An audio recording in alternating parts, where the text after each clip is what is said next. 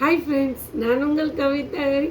Actually பார்த்தீங்கன்னா 2 வீக்ஸாக நான் வந்து எதுனா ஒரு ஹில் ஸ்டேஷன் போயிட்டு உள்ளே போன வீடியோ அண்டு ஃபோட்டோஸ் வந்து ஸ்டேட்டஸில் வச்சேன்.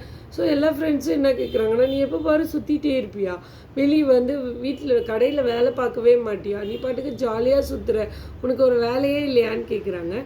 ஆக்சுவலி பார்த்தீங்கன்னா இப்போ நம்ம மோஸ்ட்டாக என்னோடய ஃப்ரெண்ட்ஸ் 48+ அந்த மாதிரி உள்ள ஃப்ரெண்ட்ஸுக்காகவே சொல்கிறேன். இப்போவே நமக்கு கை வலிக்குது, கால் வலிக்குது, உடம்புல இந்த மெனோபாஸால் நிறைய ப்ராப்ளம் எல்லாம் இருக்குது.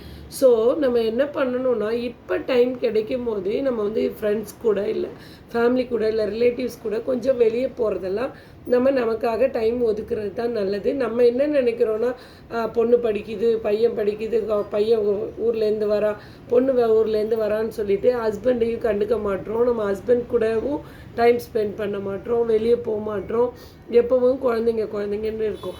ஆக்சுவலி பார்த்திங்கன்னா இப்போ குழந்தைங்களே சொல்ல ஆரம்பிக்கிறாங்க, உங்கள் டைமை எடுத்து நீங்கள் வெளியே போங்க.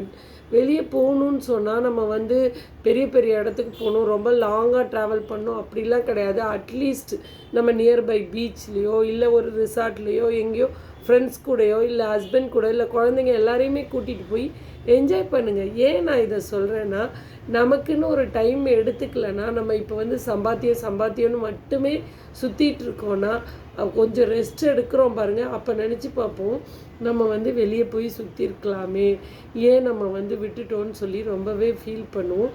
இதை நான் சொல்லலைங்க, ரத்தன் டாட்டா அவர்களே அவங்க வந்து இந்த மரணப்படுக்கையில் இருக்கும்போது சொல்லியிருக்காங்க, நான் வந்து சம்பாதிச்ச சம்பாத்தியமோ நான் வந்து சம்பாதிச்ச பணமோ இப்போ எனக்கு யூஸ் ஆகலை. ஸோ நீங்கள் இளமை இருக்கும்போதே வாழ்க்கையை ஒவ்வொரு நொடியையும் என்ஜாய் பண்ணுங்கன்னு சொல்லி அவர் எழுதி வச்சதாக நான் கேள்விப்பட்டேன்.